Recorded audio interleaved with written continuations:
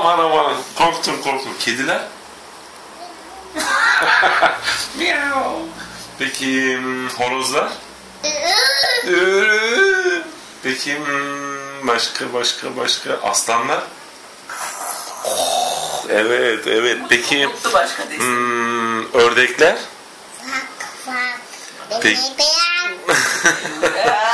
Peki keçiler? Keçiler nasıl ses çıkartıyor?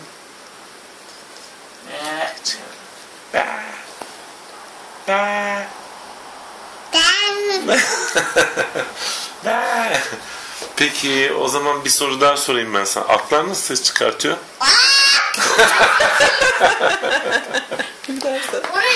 Nasıl ses çıkartıyor atlar?